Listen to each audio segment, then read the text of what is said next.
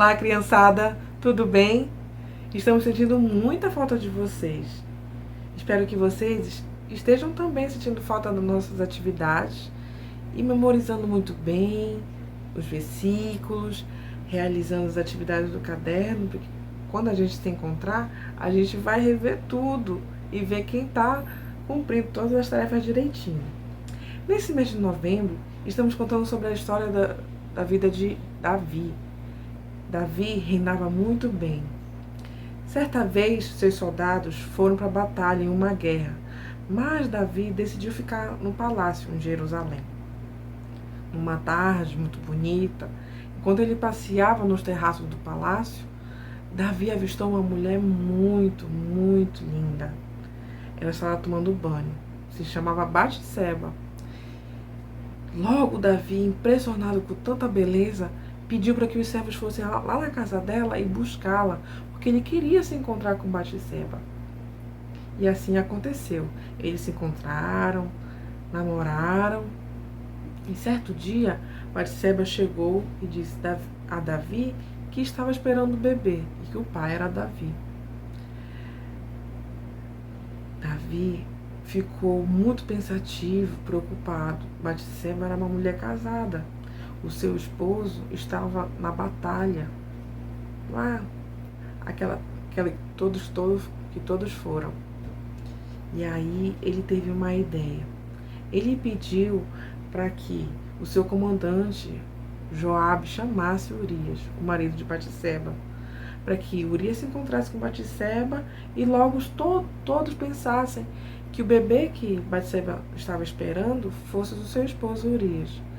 Mas esse plano não deu certo, porque Urias estava dedicado na batalha e não se encontrou com ela. E aí Davi viu que não deu certo esse plano, pediu para Joabe, o seu comandante de guerra, colocar Urias em um lugar muito perigoso, numa frente de batalha, em que logo acontecesse o quê? O pior, Urias morrendo. E foi exatamente o que aconteceu. A viúva, que seria Batseba, estava livre para casar. Com a morte do seu antigo esposo Urias, estava esperando o neném de Davi, e aí Davi logo se casou com ela. Foi aí que, depois de algum tempo, Batseba teve o neném de Davi, mas ele logo ficou doente e faleceu. Os pais desse neném, Davi e Batseba, estavam muito, muito tristes, muito consternados com a morte do bebê. Mas, para toda desobediência, Deus tem um castigo. E logo, Davi viu que todo esse pecado era para ele aprender, mas ele não se arrependeu. E certa vez, Deus, vendo esse endurecimento do coração de Davi, mandou que o profeta Natan fosse lá conversar com Davi no palácio. E aí o que aconteceu? Natan chegou e começou a conversar com Davi. Natan contou uma história de 2 homens. Esses homens certamente era um que era muito rico, tinha muitas ovelhinhas, e tinha um vizinho que era pobre, que cuidava com muito cuidado, com muito zelo, muito carinho da única ovelhinha que ele tinha. E o vizinho rico tomou a única ovelhinha desse vizinho pobre. Davi, ouvindo essa história de Natan, ficou totalmente com raiva, enfurecido, dizendo que esse homem rico merecia um castigo por ter feito isso com o vizinho pobre. E aí Natan levou Davi a refletir. Davi, esse homem é você. Você tomou a única esposa de Urias, enquanto você tinha outras esposas no seu palácio. Você tomou a ovelhinha desse vizinho pobre. Foi assim que Davi conseguiu enxergar o seu erro. Deus quer isso de nós, que possamos entender que algumas pessoas são usadas para falar dos nossos erros e que a gente possa aceitar que estamos errados, pecando e também se arrepender. Deus quer que voltemos para o caminho certo. Então, depois de um tempo, Batseba, que era casada com Davi, teve o seu segundo bebê. Esse segundo bebê nasceu muito lindo e se chamava Salomão.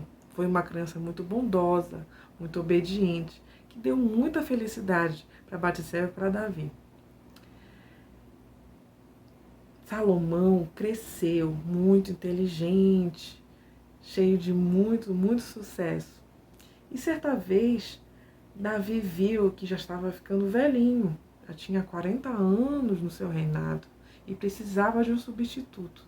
Então, Salomão, seu filho, foi ungido rei. E todo o povo, com muita felicidade, gritava: viva o rei Salomão! Viva o rei Salomão! Salomão buscava sempre estar cumprindo a vontade de Deus. E certa vez, Deus chegou a Salomão e perguntou: Salomão, o que queres que eu te dê? Salomão ficou pensando.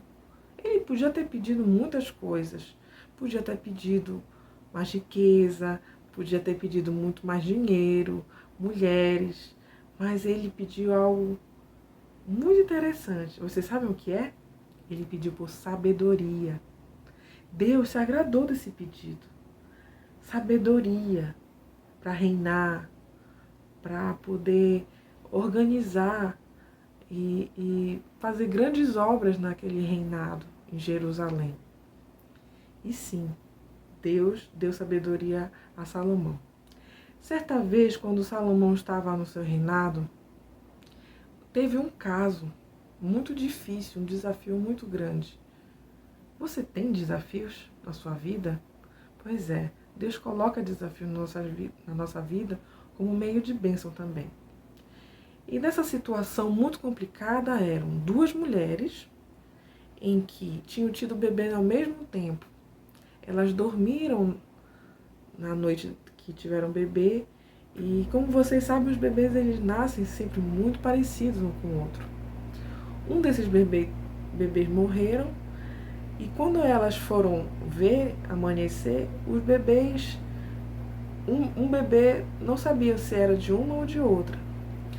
E aí elas começaram a se brigar, se discutir, se degladiar sobre o bebê. Certa vez a outra disse: esse bebê é meu. A outra disse: não, esse bebê é meu, tenho certeza. O que morreu é o seu. E aí decidiram levar essa causa lá para o rei Salomão, o que tinha pedido sabedoria a Deus para resolver desafios.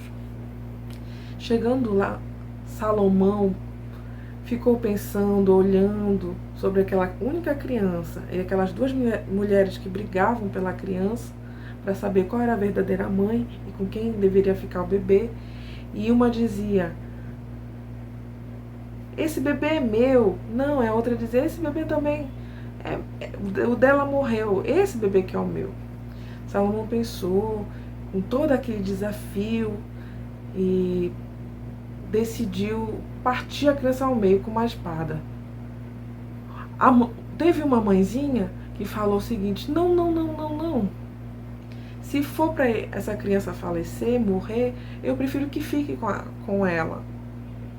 E a outra mulher disse: não, eu não quero um bebê pelo meio. Se for para o teu bebê, eu quero ele inteiro. Se for possível, eu não faço nem questão de ter um bebê pelo meio. Mate-o.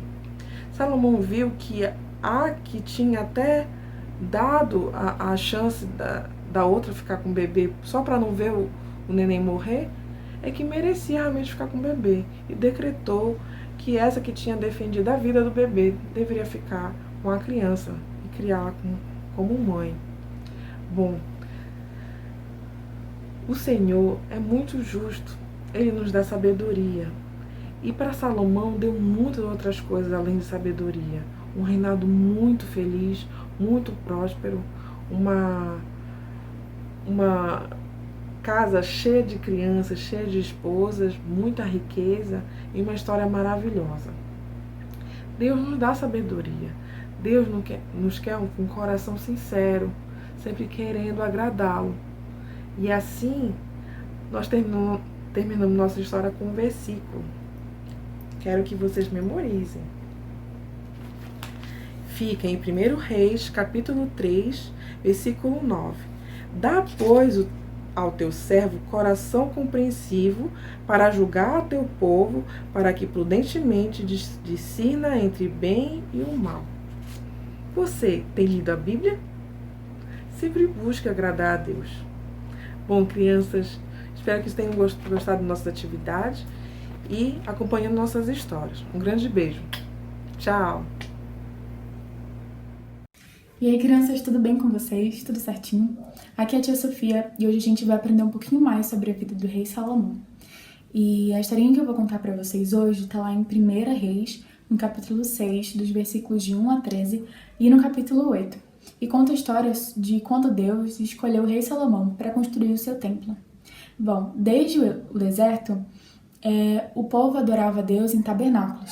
E os tabernáculos eram como se fossem tendas móveis. Ou seja, se o povo estava em um lugar, eles podiam desmontar o tabernáculo e quando eles encontrassem algum outro lugar para ficar, eles montavam de novo esse tabernáculo e ali eles adoravam a Deus. E era um grande desejo do rei Davi construir um templo fixo para que as pessoas pudessem ir e ali adorar a Deus. Tanto que ele dá a planta, o projeto do templo para o seu filho Salomão construir e também deu muitos materiais. O templo ele era cheio de detalhes e ele foi feito com os melhores materiais. 30 mil homens em 7 anos construíram esse templo. Muita gente e muito tempo, né?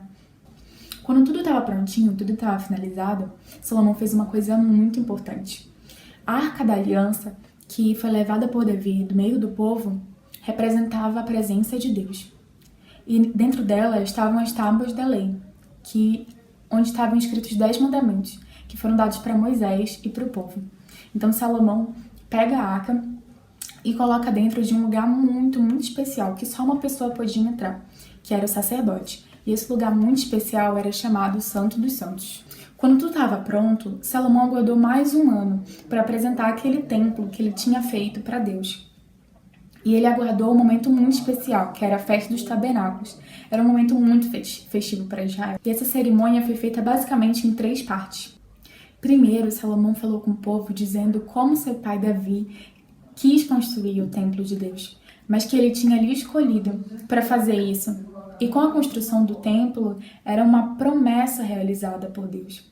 Deus sempre fala a verdade. Ele sempre cumpre suas promessas, porque ele é fiel à sua palavra. Depois, Salomão falou com o Senhor. Ele orou na presença de todo o povo e reconheceu que não havia outro Deus como o Deus de Israel. Salomão também reconheceu que construiu um templo para Deus, mas que Deus não poderia ser contido naquele lugar, porque Deus é o Criador de todas as coisas. E ele não pode ser limitado a um espaço físico. Porém, aquele lugar seria um lugar muito, muito especial. Um lugar onde quem pecasse poderia pedir perdão a Deus. Quando não houvesse chuva, eles poderiam se reunir ali para orar a Deus.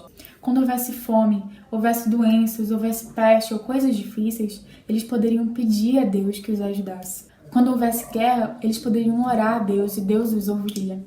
Salomão falou palavras muito bonitas a Deus. Por último, Salomão se vira para o povo e o abençoa. Ele pede para que o povo se volte para Deus, volte o coração para Deus. E obedeça a sua lei, para que todos reconheçam que Deus é o único Deus.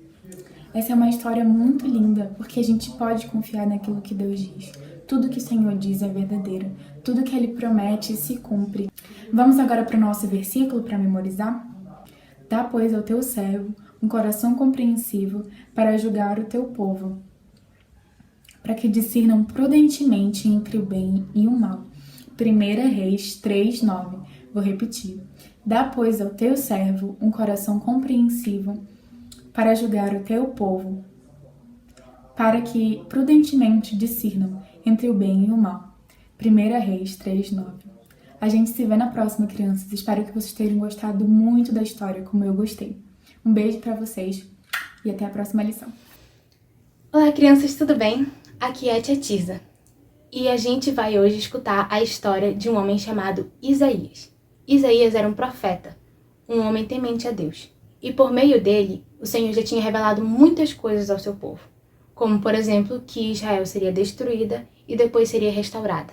Mas a coisa mais importante que Deus revelou por meio do seu profeta foi de que ele enviaria o seu único filho até o nosso mundo. Por meio de uma virgem, uma criança iria nascer, um menino, e ele se chamaria Emanuel. Ele não iria agradar a todo mundo, nem seria uma pessoa bonita que todo mundo iria gostar. Pelo contrário, ele ia ser rejeitado pelas pessoas e iria sofrer muito por causa de nós. Mas ele não estava aqui para agradar os homens. Ele estava aqui para agradar a Deus e fazer a vontade dele. O seu nome, Emanuel, significa maravilhoso, conselheiro, Deus forte, Pai da eternidade, príncipe da paz. E significa também Deus conosco. Você sabe o que isso quer dizer? Que mesmo ele sendo todo-poderoso, cheio de glória, ele abandonou tudo isso, se fez em forma de homem, como nós, e veio sofrer aquilo que nós deveríamos ter sofrido. Veio pagar o preço pelos nossos pecados. E é por causa dele que nós temos salvação, porque ele morreu numa cruz por nós. Mas não se preocupem, porque ele não ficou morto. Ele venceu a morte, ele ressuscitou, e hoje ele mora no coração de cada pessoa que crer nele. Por causa dele, nós temos o perdão pelos nossos pecados. E tudo isso foi revelado ao profeta Isaías. Tudo aquilo que foi dito pelo profeta Isaías aconteceu exatamente como ele falou. E vocês sabem por quê? Porque ele falou a verdade de Deus. Deus usou o seu servo para falar aquilo que ele queria ao seu povo. E ele foi temente e falou exatamente aquilo que Deus disse para ele falar. E da mesma forma como Isaías foi usado por Deus, nós também, vocês também, podem ser usados para falar a verdade que Deus já deixou revelada na Bíblia dele para nós. E então, para que isso fique bem memorizado na nossa cabeça, o versículo de hoje está em Isaías 6, 8b, e diz: Eis-me aqui, envia-me a mim. É isso aí, crianças. Um beijão da titia.